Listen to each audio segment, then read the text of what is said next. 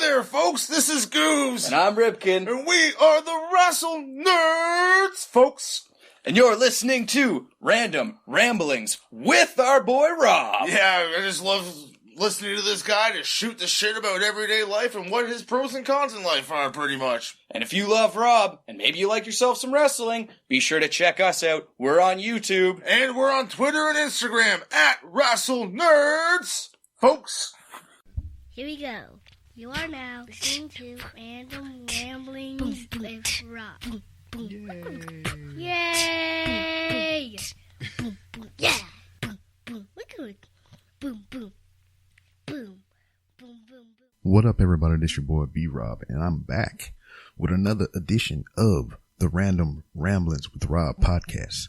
First and foremost, before I get started, I'd like to thank you, the listener, for coming back every week and listening to my new episodes that I post up, which have been extremely late. But in any case, thank you. Or however you listen to podcasts, you might not listen to it week to week. You might have a whole backlog of podcasts you listen to, and you stack them up and you listen to them by show, or you listen to them by length, which is the shortest to the longest or the longest to the shortest. I'm not talking about penises, but thank you. And if you're a new listener, I'm sorry to be talking about penises right off the bat. Yeah, it is currently Sunday morning. Usually the episode will be done and chopped up by now, but I got a little too grown last night, drinking alcohol, spending time with Mrs. B-Rob and everything. So I was like, fuck this couch. I'm going to sleep. But hey, we're getting it done right now, baby. So my guest this week is my man James. I worked with him a little bit on the clusterfuck known as Who Lives Last. I know y'all probably tired of me talking about this goddamn movie. I'd have been on other podcasts talking about this goddamn movie, and it's gonna eventually come a time to where I'm not gonna either talk about this movie no more, or I'm gonna stop having guests that I met through that production on the show. So I mean, one day the beatings will stop. One day morale will improve. But for now, I got my man James on here. He is a certified badass. He got certificates to prove it. JiuJitsu and all kind of other forms of martial arts. I seen this dude the very first time on the set of that clusterfuck, and he was doing this thing with a bow staff, and he was just flipping that thing all around and doing all the crazy shit that I wish I could do. But I had to reach out to this dude and get him on the show. I wanted to get a little more background on the dude. And, you know, he trained with Jason Frank. He runs a martial arts school. Jason Frank is the Green Ranger from Power Rangers, OG style, if you didn't know. And it was just cool, man, because, I mean, we had a lot of similar interests as a child. He pursued it more than I did, but you get to hear that straight from the horse's mouth. And we talked about motherfucking Three Ninjas, which is one of my favorite kung fu movies of all time. Well, probably not all time, but as a kid, that was my shit. Fucking Rocky, Colt, and Chunk. I think it was Chunk. No, Tum Tum. It's motherfucking Tum Tum. Yeah. I used to love the hell out of that damn movies. Those movies. It's plurals, more than one, damn it. But I mean, me and my friends used to rough tumble around and kick the shit out of each other. I think I threw my hip out one time trying to do some fly shit. I jumped off the couch and there was a dude in front of me, and I tried to kick him, then hurry up and bring my leg back and kick the dude behind me because I thought I was on some Jean-Claude Van Damme type shit. So didn't work out for me. I threw my hip out. My shit was sprung, walking with a limp for like a week. But it was great to catch up with my man James. And you tell you how he thought he was going to get eaten by a bear and die, and how bricks suck to break and boards and all that crap. And we'll roll right into this edition of the Random Ramblings with Rob podcast featuring my man James.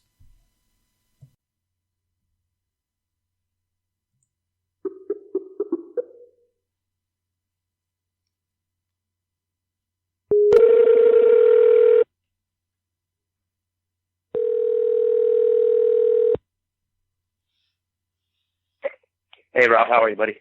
Hanging in there, dude. You staying out of trouble? It's just a little bit. Right on, man. How's your week been? Are you ready for Thanksgiving? You fucking right. I'm trying to eat all the foods. Right on, man. Hold on one second. Sorry, buddy. I had just a million things going on this morning, so. Yeah, no problem. So what's up, man? What's new with you? Just my facial hair. That's about it. Yeah, dude. For real. I hear you, man. What's going on over on that side? Nothing really, dude. Just trying to stay out of trouble. You know, have you heard anything about when we're going to start filming again? No, but I've been receiving random texts from him showing me pictures of him in Hollywood and all kind of shit like that. Just trying to rub it in or something, huh? I guess so. I saw a sneak peek preview of I guess a new trailer they're working on or something like that. But where you see that? I was one of the executive producers, he was sending me pictures, screenshots of of the trailer, I guess. Yeah. And then he emailed me it. So I saw it in that. Yeah, I seen one that they put out on YouTube. Yeah, I saw that one too. So. But just that. But as far as go ahead, buddy. Yeah, go ahead. No, but from what I was told, they're going to start filming again in I think mid-December or January or something. Yeah, that's what I originally heard too. But I know probably just about as much as you do right now. Yeah, well, they need to get the shit in gear. You know what I mean? Yeah.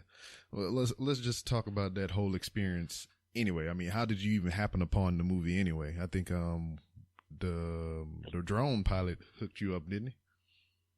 Yeah. So what happened is I actually the drone pilot guy. He's one of the executive producers, and so I've known him for a few years ago. So I used to work for the actor from Power Rangers, and so which one? There's so many. Jason Frank. He was Tommy from the Power Rangers. So oh, snap. yeah. So I was living in Phoenix, and Jason and we had the same Muay Thai instructor, and so he offered me a teaching position for him to run one of his martial arts academies, and so I was like, yeah, sure. So I moved out to Houston, and that's how I met Matt, the executive producer guy. He brought his kids into the academy, and he started training them there and everything like that. So I met him through there, and Matt knew that I was doing acting lessons and doing different acting things, and so I just get a text from him randomly one night. He said, "Hey man, we're filming this project on Sunday. Do you want to be a part of it?" I was like, "Yeah, sure," you know. And so he told me, he was like, "Dude, just be there at 5 a.m. in the morning." So what happened was I got up super early. I brought my buddy with me, and when I got there, I called him. I was like, "Hey man, I don't know what to do right now." He was like, "Oh, just go wait in the lobby for me." And so I went and I met him in the lobby, and I sat in that office. You know what I'm talking about when you first go in? Yeah. Yeah. I sat there for 45 minutes or an hour and a half, and then I flagged him down. I was like, "Dude, what am I supposed to be doing?" I feel like, he goes, "Oh, let me introduce you to the director." I was like, "All right." So he took me to the director. He said, "Hey, this is the guy I was telling you about, the martial arts guy. I think he'd be really, really good soldier." And he was like, "All right, soldier, go to wardrobe." And that was kind of much it. And so next thing I know, you know, they strapped me in that airman suit, and then I'm filming. 10 minutes later, we filmed the first scene with Sandy, the main soldier guy. Yeah. Just a crazy experience as a whole. Cause, I was there, before all you guys started showing up. I think I've been working with him for about a couple of weeks. I think 3 or 4 weeks or so. I've just been coming to the office just about every day, helping with paperwork and, you know, yeah, calling people for auditions and all kind of things like that. And, just being around the director, man, was just I don't know how to describe it. It was just it was an experience. Let's just put it that way. Yeah, for sure. I mean, I only had a few interactions with him. I had a couple, but he's very eccentric, I guess is the word. Yes. Is the best word. from my experience with him. I didn't know what to expect from him, you know, but everybody else was great to work with. Sandy, and then, you know, those other soldier guys and everything like that, but everybody else was really cool. No, it was funny. Sandy was the older guy, right, with the buzz cut, right? Yeah, he was like the one that looked like Rambo. Yeah. That what was funny. I mean, I met him once before that day. I mean, I didn't like, you know, talk to him or anything like that. I was, I think it was the first day I was there. No, the second time I was there, because first day I went, I filled out the application, and they told me to come back Tuesday. So I was sitting in there Tuesday waiting to see the director for the first time, and he came out of the back room, and he, you know, I said when I described him to other people, I was like, yeah, he looked like that dude. He looked like one of those old school military cats. You know what I mean? He got the gray hair, the buzz cut, he got the build for it. I said, but that day I seen him, he had a damn American flag tank top on with a green overcoat, like army style, some cut off jean shorts and some combat boots. No way, really? Yeah, I was like, what the fuck? Dude, well, dress for the job you want, you know? I guess. Well, it was comfortable for him, I guess. Yeah. You know what's funny is because I was talking with him. Me and him shot the first scene together. Like, we were out in the watchtower, and we're just kind of patrolling back and forth. We shot the first scene together, but me and him were talking. And we actually went to the same acting school. And we had the same acting coach and stuff like that, Trisha. And so I was like, well, man, small world. And so that was pretty neat. But is the school out here in Houston? Yeah, it's Next Actor Studio. It's by Rice University. Word, plugs. I had to get somebody from over there on here. Oh yeah, for sure, dude. I'll give you Trisha's information, but she's working on all kinds of projects, dude, all kinds of stuff. So she's always busy. Now, as far as, you know, you working on this and you say you're trying to get into some other acting gigs, I mean, are you working on anything else currently, or got your eyeballs on anything? You know, I can't talk a whole lot about it, but I have a friend that's a filmographer, and he wants, if you're interested anyways, by the way, dude, I'm going to invite you, but he wants to put together a small short film project. He has a couple other friends in California that like do all stunts and stuff like that. So he wants to put like together a short film thing. But right now he's working on something. So his project I'm referring to right now is kind of on the back burner, but I think that will probably start in the spring of next year, something like that. So I guess right now for me, I'm just kind of, you know, just looking to kind of do whatever, you know what I mean? Yeah, I got you. And as far as the martial arts academy and everything, how's that going? No, it's going great, man. I mean, I teach full time 6 days a week. So, it's like Thanksgiving break this time this week. So it's a little bit, died down, but everything's going great with that, man. Well, shit. Well, what got you there? What got you, interested in pursuing martial arts and all kinds of stuff? You know, it's funny that you mentioned that. So I started martial arts when I was like 6 or 7. And I only wanted to do it because, you know, like, you know, if you remember those old movies like Three Ninjas, and Surf Ninjas, and Ninja Turtle, like anything with ninjas in it, man. So when I was a kid, that's all I'd watch, and I wanted to be a ninja. But, you know, I was the oldest of 2 other brothers, and so my parents, they're like, you know, we're gonna put you in martial arts because you need discipline. And you know, I didn't care about that. I just wanted to like do flips and kicks and stuff like that. So I originally, that's how it started. My parents, you know, I think my uncle was a martial artist, and he was from the military, and he was like, you know, that kid needs some discipline. But back in the 90s, you know, martial arts then isn't like what it is now. Back in the day, dude, they were super strict, like really strict. Nowadays, you know, the teaching style has been a little bit redefined for, you know, kids nowadays and stuff. You can't train kids now like they did back in the early 90s and stuff like that. But yeah, so you know, that's how I got started. My parents said I needed discipline, and I was like, yeah, I'm all about that. And so they just put me in martial arts, and I just kind of stuck with it. I didn't really want to do anything else. It was kind of funny is I remember back in like 3rd and 4th and 2nd grade when they do all those, you know, evaluation quizzes, like what do you want to be when you grow up and stuff like that. And like my number one thing was martial arts instructor, and the second was actor. And so it's just kind of funny. You know, like when I look back, I'm like, oh, dude, I want to do both those things, and now I'm pursuing both of those things. So, but I just never stopped doing martial arts, and then I went to college, University of Wisconsin for business, and because I knew I wanted to open up my own martial arts school. But like that was one of my first full-time jobs was teaching, and so this is what I've been doing ever since. I got my first teaching job at 18, and now I'm 29, so I've been teaching for over 10 years. Sweet. That's freaking crazy. I used to love them damn movies, man. Damn. All right. Quick question. Which one? Shoot. Which one is better? Three Ninjas or Three Ninjas Kick Back? I'm gonna say Three Ninjas because that has like that Home Alone style to it, you know, like where like the burglars try to break into their house and they're all setting those traps and stuff like that. That's probably my favorite. Yeah, I like the second one, and then I can remember the one scene because that's when they went to like Japan or wherever, right? Yeah, it's been forever, but they went all over. Wasn't there one with Hulk Hogan in it? Yeah, that was like Space Mountain or some shit like that. It was four Three Ninjas movies. It was Three Ninjas Kick Back. Then they had a third Knuckle Up, wasn't it? Yeah, Knuckle Up. And then they had the one with Hulk Hogan on Space Mountain or some shit like that. Yeah, Hulk Hogan was in there, man. Yeah, but I think the first one's probably my favorite, I guess. I don't know. That's just one that stands out to me. Did you ever watch Surf Ninjas? You ever seen Surf Ninjas with Ernie Reyes and Rob Schneider's in that, actually? Yes, I do remember that. I need to. I'm trying to hunt those movies down on Blu-ray because I really want to add them to my collection. Yeah, dude, that's what else, man. But what I remember now, it's like thinking that. Go ahead. What I remember most about Three Ninjas Kick Back when they went to China or Japan or whatever, when they was doing the martial arts tournament and they was dressed up in the gis and everything.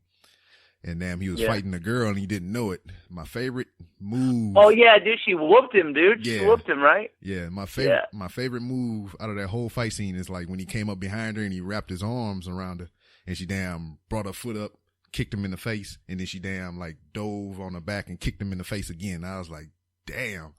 I can remember doing. I need to go back and watch it. Yeah, I need to go back and watch those movies, man. They're so good. Because I can remember doing wrestling training and everything, and I would try to incorporate that in my move set any way I could. Like I have somebody come up behind me and grab me, I would stomp the foot, bring the leg up, and then I would just fall back and kick him in the face again. Dude, I remember. Listen, I don't suggest this or anything like that, but I remember when I was probably like 8 or 9 years old, we had a trampoline, and so me and then a couple of the neighbor kids would come over to my house in the back, and we would like trampoline sparring. So we're like fighting while we're jumping on a trampoline and stuff like that. And so it didn't last long because if you kick somebody, dude, they go flying, and it's a big drop to the bottom. But I just remember like being out in the yard and stuff like that with my friends, and we're trying to choreograph and rehearse and recreate all the fight scenes that we saw from like you see Mortal Kombat growing up, right? Yes. Mortal Kombat. Oh yeah. Yeah, just trying to recreate all that stuff. So I think that's, that was probably my biggest motivation, like to do acting, was just to kind of like, do stunt stuff, like all the fight scenes and everything like that. So I think that's what I really want to do. Yeah. I mean, I had really no formal training, but I always wanted to do it. Yeah. I mean, I had a whole group of friends. That's all we would do. We would watch wrestling and goddamn kung fu movies. And I can remember going to one of my friends' house. They used to live in this apartment complex, and like most of the days his parents would be gone. It would just be all of us in there, and we would watch kung fu movies, play Killer Instinct, and watch wrestling. And damn, dude, I remember Killer Instinct. We just be in there freaking kung fu-ing the shit out of each other. I mean, like, we going hard. I mean, like, I'm really trying to spin kick a motherfucker, like, on the couch. I remember. So I don't, like, go ahead. I remember I threw my hip out trying to do a damn heel kick or some shit. So when I was a kid, I hadn't been, I don't know, I'm thinking like third grade or something. But there's a judo throw. It's called Tomonagi. And so I know you probably don't recognize the name, but essentially it's like where the guy's coming at you, put a foot up on the hip, and you fall back, and then you throw him over. And so, well, anyway, so it was my great idea.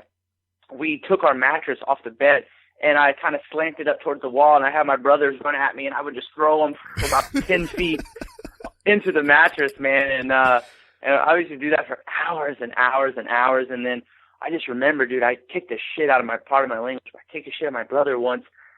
I remember, I don't know what I was watching, dude, but I saw this move in the movie where the guy threw the kick and the guy caught it. And while that dude had his leg, he like jump spin, heel kicked the other dude in the face. So one day I was like, and keep in mind, I was with my little brother. He was like 2 years younger than me. So, there was definitely a big height difference. But I was like, here, dude, hold my leg. I didn't even tell him what was happening. I was like, hold my leg. I want to show you something. And so he held my leg, dude, and I did this jump kick, popped him right in the face and dropped him. I was like, oh, shit. That dude, I remember I got my ass busted for that. That was no bueno, man. Oh, man. I remember doing something similar to that, like the what you call that, the Toranago or whatever the fuck. Here's the thing, man. One thing that, that I know now is that so many different places call different techniques, different things. But, yeah, tornado kick is probably what you're referring to. But I've heard, tornado kick, people call it hurricane kick or wheel kick or jump 360. I've heard it called different things, but I know what you're talking about, tornado kicks, yeah. Yeah, but like the roll thing that you was talking about, I seen it on wrestling. We call it a monkey flip. And I wanted to try it. So at our house, at my parents' house when I was younger, my nephews and my cousins would come over there. And what my father did, we had a open front porch on the house. And what he did, he enclosed it. So, he walled it off and everything, and he just made it another room in the house. So he hadn't covered up the window yet. So if you sitting in the living room, they had this big ass window and you could see outside on the porch in this other room or whatever. So we would go out there and play, and they had a couch out there, and we would just jump off the couch, do elbow drops and leg drops and all kind of other wrestling moves. So I'm standing with my back toward the arm of the couch, and the couch is behind me, and I had my nephew run at me, and I did that same shit. I grabbed him by the shirt, and I put my feet in his stomach, and I rolled backwards over the arm of the couch, and I flung him over me, and his knees went into the window. Oh. I mean, it didn't cut him up real bad. I think we only broke like one pane out of the window, but still, we was just like, oh shit. Fucking around, man. I got my ass whipped. Okay, so all right, when I was a kid, when I wasn't, and I probably went to karate like 2-3 times a week, and each class was like 40 minutes to an hour, but, martial arts just consumed my life, I didn't walk around in like a kung fu uniform or anything like that, or, wasn't like did that, but so when I was at home, we lived in my dad had a house kind of like back, it was like private, you had to drive down like this private lane to get to the house, but there's, we lived in like rural Missouri area, so there's like a bunch of trees and everything like that. So back behind the house, and all the in the woods and stuff like that, I would create like what I thought was like my own little ninja training camp, you know what I mean? And so I remember there's this old barn back behind my house, and I used to go in there and like try to do flips off like the hay bales and stuff. Well, anyway, so growing up, I used to do all kinds of different training regimens. I thought, I'd run through gravel and stuff because I thought it was going to toughen up my feet and, just all kinds of whatever in my mind I thought would make me like this great martial arts master is what I used to try to do. So I didn't have like a punching bag or anything like that.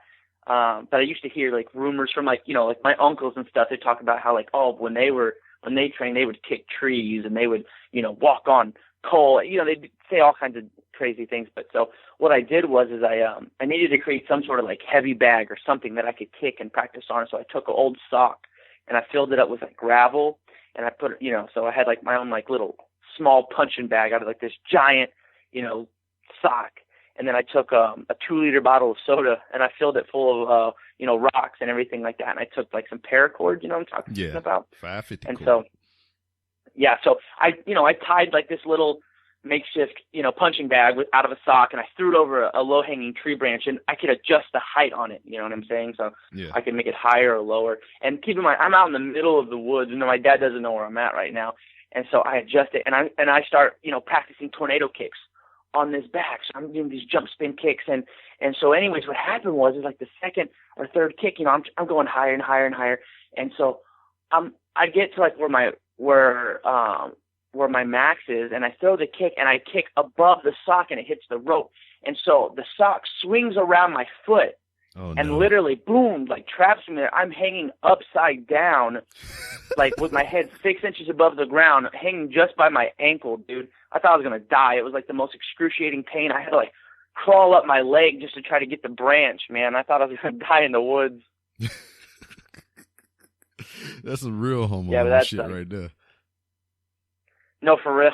I didn't tell my dad about it. I thought, like, the first thing in my mind was, like, my leg's going to lose circulation, and I'm going to get my foot chopped off, or a bear's going to come eat me. I didn't know, but, yeah, dude, I learned my lesson the hard way. Motherfucking bear.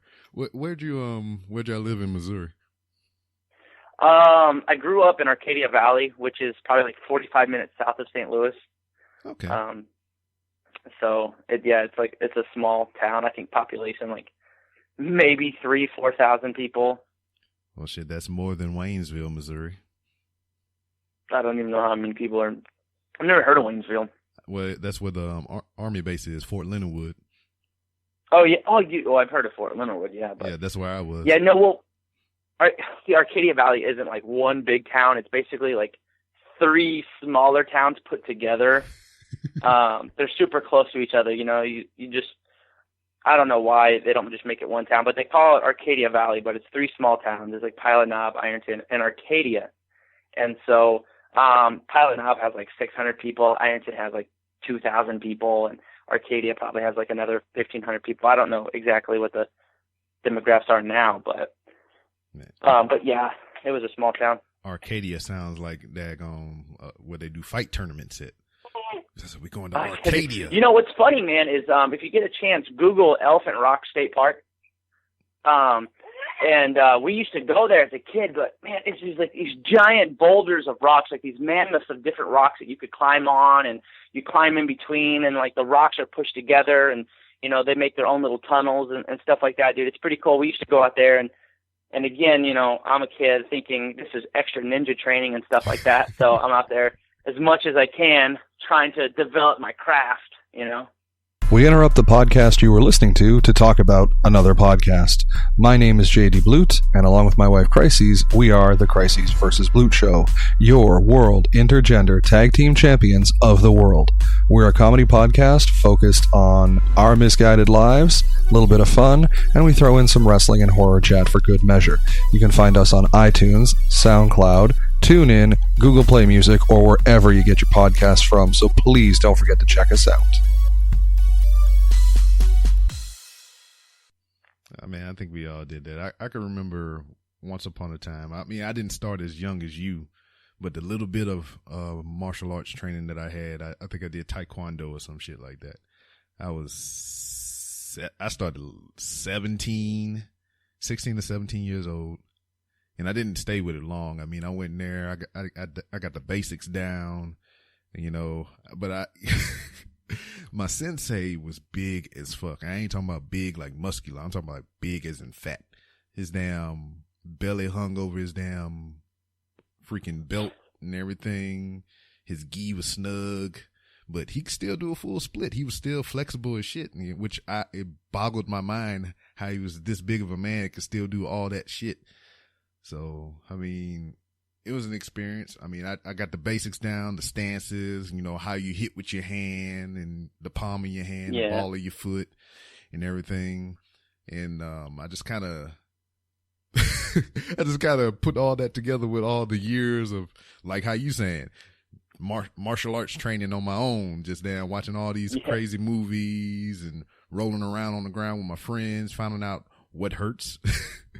And, you know, for me growing up, like when I was taking lessons, you know, it was all fun. It was very structured, a lot, you know, all fundamentals and things like that. But, you know, and, you know, in my head, I was like, oh, I need more, you know, they weren't teaching me no spin kicks because, well, for one, I was probably an uncoordinated little kid, you know what I mean? And so that was for the advanced kids. But I see all the, you know, I'm like 10 below the age of 10. And I'm seeing like all these 16 and 17-year-old kids, like, doing all these crazy spin kicks and stuff like that. And so, you know, and that wasn't part of the curriculum for my class, obviously, but I'd go home and I'd try to emulate it and things like that. But I'm surprised I'm not dead. Like, you know, nowadays they have, they have extreme martial arts, and they have, the level of sport martial arts is crazy now. Like, yes. Like if you watch like Steve Terada and all those guys that like do the extreme performance type stuff. When I was a kid, if you could do a backflip, dude, you were on the demo team. You know what I mean? But now, these guys are doing like, all kinds of crazy stuff. And, but so I remember being 14 years old, and I learned how to do backflips on the trampoline. I couldn't do them on the ground just yet. And I wanted to do backflips so bad because to me, martial arts wasn't about defending yourself. It wasn't about discipline. It was about looking cool. And I mean, that was my whole image of martial arts as a kid. So, if I wanted to learn how to do all these flips and everything like that. And so I learned how to do a backflip and front flip on trampolines. And then what I did is I took it, to the pool, and I would stand on the edge of the pool, and I'd flip off the pool. And I noticed that I was getting all the way around before my feet were even going to the water. So what I did was I would start, doing flips off of things like picnic tables and dumpsters and things like that.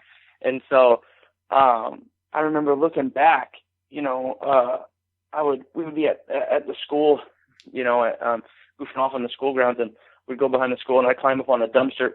This is probably like a 5 foot, 6 foot dumpster, whatever it is. I'd climb on the very edge, and I would flip off. I never ate shit though. I'm so lucky. I never ate it. I never got hurt or doing anything like that. But now looking back, I'm like, damn, dude, I was so stupid. I could have died, and I had broken boards before, like in karate, you break boards and stuff like that. And I've seen the older kids break bricks, but I never had permission to break bricks or anything like that. That was meant, they didn't teach you that. That was, that was just that was like the secret ninja stuff that, they didn't teach the kids. But so what I did was when I was like 16 is I went to the Home Depot store and I bought some bricks, man. Took them out to the side of my house, and me and my friends are just practicing breaking these bricks. My dad's throwing this huge fit. You're going to break your damn hand. And sure enough, man, I think I did. I jammed it really bad. Like my wrist had swollen up super bad, dude. And I learned my lesson from that. But I started breaking bricks again after. But I said, I ain't going to let this damn shit deter me. I'm going to break this goddamn Yeah. brick. Well, so, like at first, like most people think like, oh, breaking a brick, dude, that sounds super impressive. And it is if people don't do martial arts. But, the bricks were probably about 2 inches thick, 9 inches in width, and about 16, 18 inches long. So, but, bricks are so porous.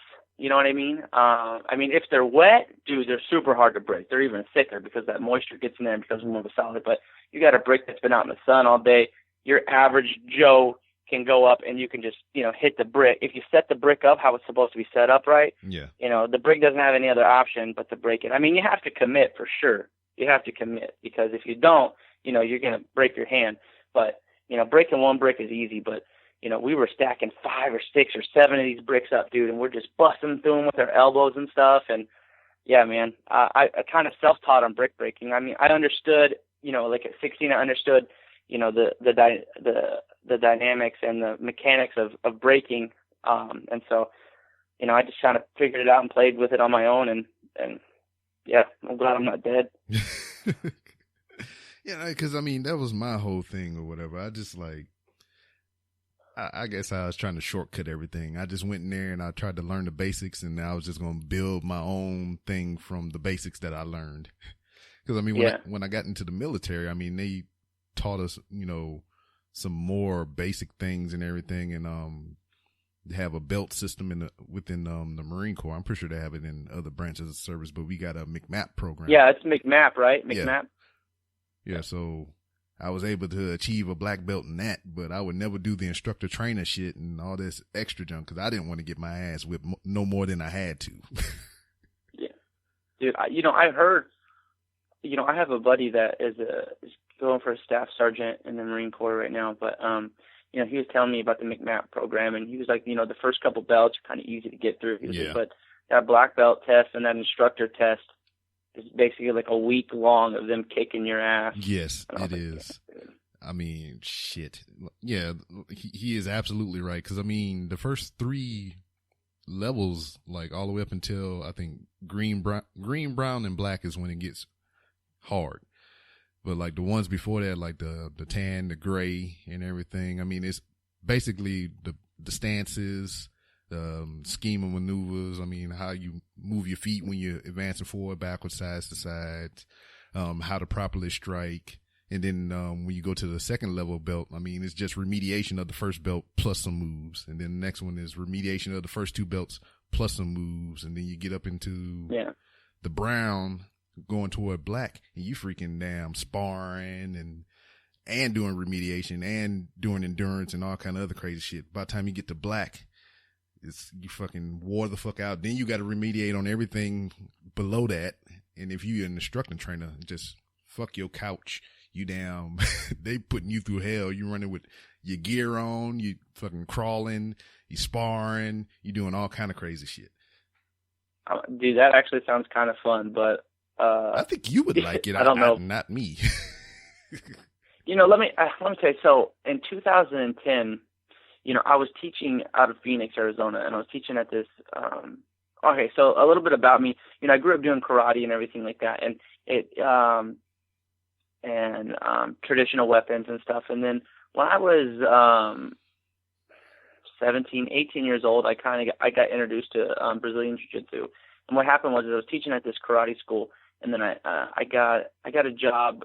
They hired me on as doing like this after-school program. So they would bring kids there, and I would give them a small little martial art lesson for 5 and 6 year olds. And so I would show up around noon just because I was already done with my morning classes and everything like that. And so this guy came in, and his name was Ben Pitchford and Al Hornick, and they were, I guess, I don't know what they did, like real estate or something. So they would come in on their lunch break, and they would use the mats to roll. And I had wrestled in high school a little bit, and I remember I was probably like 165, and Ben was like 145, right? And Ben's like, "Hey man, you wanna wrestle with us?" And I'm thinking in the back of my mind, I was like, dude, I will kill you, little guy. Right? And at that time, I had no Brazilian Jiu-Jitsu experience. And at that time, I don't think Brazilian Jiu-Jitsu was like super everywhere. Now it's everywhere, man. But I remember at that time when I first started doing Brazilian Jiu-Jitsu, I was like 17, 18 years old. And I remember there was only like one Jiu-Jitsu black belt in that whole state. Because I remember people just, were talking about it. But anyway, so Ben was like a third stripe on his blue belt. And so he had about 3 years experience, and I think out of the state he was like ranked like number 4 or something. I forget what it was. This was so long ago, man. And dude, he just whooped my ass over and over and over again. And so I had this false sense of security because I had did traditional, I did karate, but it wasn't like the type of sparring we did wasn't like Taekwondo point sparring. It was like full contact karate. If you look up like karate videos and stuff like that, you'll see the type of sparring I'm talking about. So it's still full contact, but so I guess I had like this false sense of security, like, oh man, I'll be able to handle myself in any situation. And then, I'm 18 years old, however, I don't remember exactly when it was, but I got this little guy who's a blue belt, and he's just choking my ass out. And I was like, damn, dude. So I got hooked on jiu-jitsu from then on out. And so fast forward a little bit, I got a job offer in Phoenix, and I took up, and it happened to be a jiu-jitsu / Muay Thai / Krav Maga / they had all, and karate. They had different programs there. They originally hired me on to teach the karate program, and since I had a little bit of jiu-jitsu experience and Muay Thai experience, they hired me on, no problem. But the instructor, the main guy, kind of took me under his wing, and we were training 6-hour days, and then we were teaching in the evenings. You know what I mean? And so, well, anyways, the owner, he was like he was all into Krav Maga, right? Like that was one of his like extra programs, like this Krav program. And so he would, teach me and the other instructors, hey guys, listen, tonight we're going to do escape from a front choke, and this is how I want you to do it. And we would drill it until, we got really comfortable with it, and then we would teach it for the next 2 weeks. And so I think in 2000, anyway, so that was a long time ago. But fast forward, we did that for a few years now. 2010, he's like, hey, listen, I want to add Krav as a program. Krav was starting to get really popular. He's like, I want to add it as a program. I think at that time in Phoenix, there was maybe like 2 Krav schools. One was in Scottsdale and one was somewhere else, but I don't know for sure. And he was like, in order for us to offer this as a program, you had to be certified. Yeah. So like, yeah, no problem. So he contacted John Whitman, who is like the founder of Krav Maga Alliance, and I don't know what he's doing now, but John Whitman and Darren Levine, I think I'm saying his name right. They literally wrote the book on Krav Maga. Like if you look at, they're like the main guys responsible for spreading Krav and everything like that. And so anyways, he's like, Don, we're going to associate with, John's affiliation. And he was like, they offer this instructor certification course. They don't teach you the moves. It's basically like this 4-day long test. You sign up for it. And you have to do like this video interview first, and like during the video interview, like you're teaching 3 different techniques, and then you have to do some bag and mitt work. And so they basically, John pre-screens you over video at first to make sure that you make the cut, because he don't want like a bunch of, I guess, retards in there that are going to slow down the program. You know what I mean? Yeah. So at that time, I had never done like an official Krav class. I had only learned the Krav techniques from my instructor. But I knew what we were going to be tested over, and everything that we were going to be tested over for our instructor certification, I knew how to do. So we show up we drove out to Culver City, California, to John's school, to start this instructor course, dude.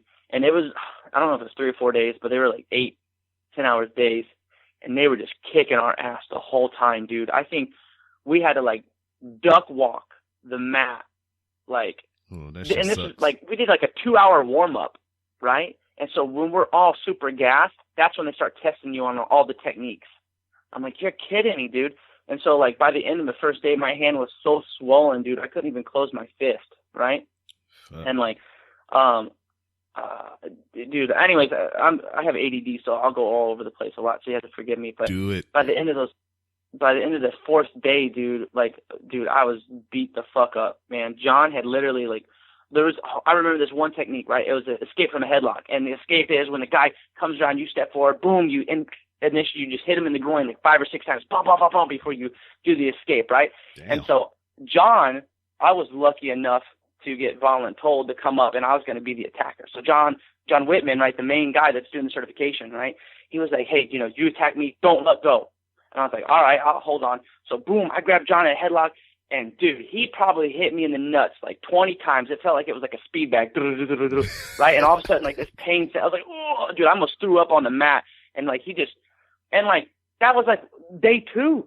Dude, I thought I had to go to the hospital over that. Like not even light pretending, like not even like demonstrating. Like John was full force, and I didn't see this, but the guy that was with me, like, yeah, dude, the last seminar I went to I literally saw John pick up this 200-pound man and just drop him on his head onto the concrete asphalt outside. I was like, fuck that, dude. I was like, what did I get myself into? My instructor was there at the same time. He took me and him both he was like renewing his certification, and I was just getting my certification. And I looked at him, I was like, what did you get me into? Because I was under the assumption that everyone else, I just thought they were already martial art instructors, and they were looking to, get their certification. But no, dude, I was in with a group of guys that were like hardcore 10 plus years of Krav training, and I have like I got partnered up with this little girl. I say little girl, but dude, she was probably like 5'3". She was an adult, and she's like cussing at me. She's like, come on, hit me, pussy. I'm like, what? Like she has like the bag, she's holding the bag and stuff like that. And she's like, come on, hit it harder. And like yelling at me, calling me like a faggot and shit. I'm like, dude, what is wrong with this girl? Like, dude. Anyways, the point of the story is that Krav Maga shit super intense, bro. I was like, damn. Man, Sorry, dude, I'm all over the place, Rob. I'm sorry, man. Yeah, it's good. I mean, you better than me, dog. Because, I mean, I did what I did as far as my martial arts training in the Marine Corps, because, I mean, that weighs in on your promotion. So I was just trying to breeze through these belts and, get it done so I wouldn't have to, cause I mean, they expect you to be a certain belt by a certain rank. So I tried to get to black as fast as I could so I wouldn't have to do it anymore. And my body yelled at me for a little while, but I mean, I got through it and I didn't have to do that shit no more. Dude, I tell you what, man. So when I first got there for the Krav thing, when I did my first instructor certification, I was already planning on coming back and 6 months later to do my next my level 2 instructor certification. I was like, you know what? I had laid it all out similar to what you're doing. I was like, I wasn't super interested in Krav at the time, but my instructor was like, listen, dude, you gotta get your credentials. You gotta do this stuff. So I was like, all right, I'll do it. So I'm like, all right, I can get to level 3 by this time or whatever. And so, dude, like literally my first hour in there, I was like, yo, yeah, dude, this is the most fun I never want to do again. But, but, you know, John was like, listen, I treat you guys differently than I do students. Like, he literally did like this intense, you know, crash course workout. Like, dude, we were nonstop, man. It was nuts. But I remember that super funny, Rob. That same girl I was just telling you about, that was like, hit me, right? I'm like, at that time, I think I was like 5'10", 165 pounds. I was still bigger than her, right? Well, my instructor is like 6'2", 220 pounds, right? He got partnered up with her, and we're doing leg kicks and no pads and nothing, right? We're just boom, supposed to be dropping bombs on each other. I don't know what the purpose of I don't remember what the purpose of it was. Some sort of conditioning training for that segment. We call that body hardening. Yeah, dude. And so Jerry, my instructor, the dude's like 6'2", right? Gets partnered with this little girl, and she's like, she's trying to, you know, she's kicking Jerry, but she don't know Jerry's got 40 plus years of martial art experience, and you know, and she's got like 2 or whatever. She's kicking on what she thinks is hard, and Jerry's trying to be nice. He ain't trying to kill this little girl. And by girl, I mean like she's probably early 20s or whatever. But, and so she starts doing the same thing to Jerry. And I didn't see this. Jerry told me this, but he's like, cause I told him what she did to me. He goes, oh, she's doing the same thing to me. And he's like, I'm kicking her light, you know, he's just barely touching her in the leg, you know, so she don't get hurt. She starts calling him names and shit. So he drops her ass. Like he kicks her like he'd kick a full grown man in the leg. Boom. He's like, yeah, dude. He's like, I buckled that bitch, bro. She kept calling me names, calling me a pussy, told me to kick her harder. He's like, so she asked for it, and I gave it to her. Man. I was like, damn, dude. But he's like, yeah, dude, she didn't ask me for no more of that. Yeah, that's right. Like one of them girls that be like, choke me when you fucking. He's like, choke me. I'm like, oh, sorry. I just... Oh, yeah, dude. They're like, you know, they're saying harder, deeper. And you're like, shit, dude. I'm going as hard as I can. You might have an asthma attack. Hey, Rob, I gotta hop off here, buddy. I had to start heading into work and everything like that. But it was really good talking to you. Thanks for having me on your podcast, man. I appreciate it. And sorry, I was kind of all over the place, dude.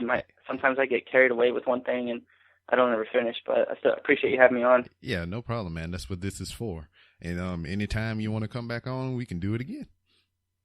Yeah, dude, for sure. Hey, I'll if you want any information about that place I was telling you about, or that project I'm working on, I'll send it to you. Sweet. And then you let me know if you want in on it or not, okay? Yeah, no problem. All right, man. You take care, buddy. You have a good day. All right, you too. All right, peace. And that was another episode with my man James Marler. Hope I'm pronouncing your name wrong. Well, I'm not hoping I'm pronouncing it wrong. I hope I'm pronouncing it right. I'm all flustered.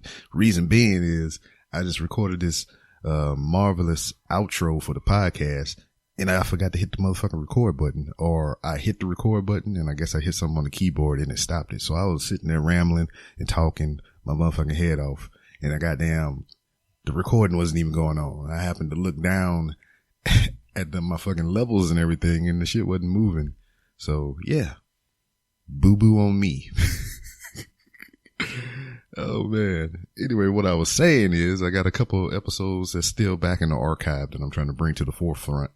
As you know, this episode was recorded back in November. I think it was either before or after Thanksgiving that it was done.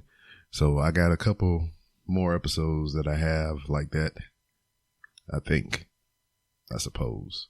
But, you know, my situation has changed in my personal life. I'm starting work soon, so I don't know how my podcasting schedule is going to be. So I've been trying to stockpile episodes on top of episodes so I can have something I can pull out my back pocket to put out there and everything. And man, I appreciate my past guests, my future guests to come. Today on Royal Rumble Day is, I'm gonna have, Jesus Gonzalez from the Horrible Gamers podcast on the show. I've been on his podcast. I tag teamed with him on Sean's podcast. Take a drink. And, you know, now I'm gonna have him on my show, which will be pretty cool. And seeing that it's Royal Rumble Sunday, I'm gonna call my shot. Finn Balor is coming back and he's gonna win the Rumble.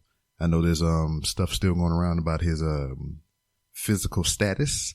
He might not be able to make it back for the Rumble, but I'm still going to call it anyway because I do what I want and it's all make believe anyway. So I'm calling Finn Balor for the win for the Royal Rumble today. So, I mean, depending on when you listen to this, it'll probably be a late ass prediction, or the time would pass and you can prove me wrong. Yeah, but hopefully I'm right.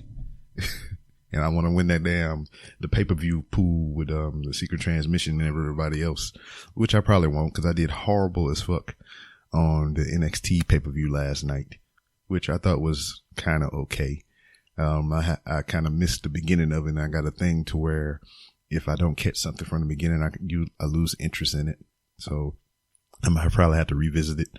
We got new tag champs. Sorry if I'm spoiling things for you. And, the Nakamura and Bobby Roode match was okay. And I didn't like the outcome. I won't spoil that. And, but it is what it is. I'm not booking the motherfucking show. So yeah. But my future guests I got coming up, I got some in the archive. I got, Nate the Great. Met that dude through Twitter and, the Pipe Bomb with McCool and Company podcast. He's a wrestling fan and a podcast fan. And I thought it would be cool to have someone of that ilk on my podcast just to shoot the shit with. And that podcast is predominantly talking about wrestling and everything like that. So, I mean, it's a treat for you if you like the pro wrestlings. Cause I do. I like it a lot. Also, as we speak, I already said Jesus. He's talking to Jesus today. And hopefully this is the last time I do this shit. Cause the same thing happened again. I freaking, hit the record button and I was recording and it stopped because I had a certain section highlighted on my board here. So it stopped at the highlighted section. It would cut the recording off. So my bad. Future guest, Creature Isidoro. He's a wrestling fan and a cosplayer. And this dude do some good work. I met him through the Who Lives Last production and I'm going to have him on the podcast here pretty soon. Check his shit out. You can find him on Instagram at Creature Isidoro. That's ISIDORA. Dude is cool. And he had a pseudonym on the movie production because they told us to give fake names and shit. So his name was Kenny Styles because he loves Kenny Omega and he loves, freaking AJ Styles. Also, I got a Fatal 5-Way podcast Royal Rumble pay-per-view match featuring myself, Zyme, Tony Rager, and both of the Wrestling Junkies again. So look forward to that coming up here in the future. And what did I say? The Naked Porch podcast? I forget where the recording cut off. I'm going to be trying to get with them to do some recording and whatnot next weekend. And, you know, I got a couple other things lined up. I got some in the backlog I'm also going to be bringing out. So look forward to all that stuff. Podcasting. Gotta love it. Hey. And, before I go ahead and sign out, well, I mean, I was going to do it anyway, but hey, man, I got a, crowdfunding thing. It's similar to Patreon. I do it through Podbean. So if you want to contribute to the show to help it grow and expand and everything, that'll be pretty cool. I mean, I don't have any crazy tiers or anything. I only have, $1, $3, and $5. That's the highest it goes is $5. And you get some cool incentives. I mean, go and check it out. It's on my Podbean page. And you can also find it on the randomrobcast.com website. Random Robcast. Got merchandise and all kind of other ways you can support the show as well. And if you don't want anything in return, just hit the donate button. That's always cool. But as always, you can find me on Twitter at It's B-Rob. That's ITSBROB. If you want to talk professional wrestling and all kinds of general shenanigans, that's the account you follow me on.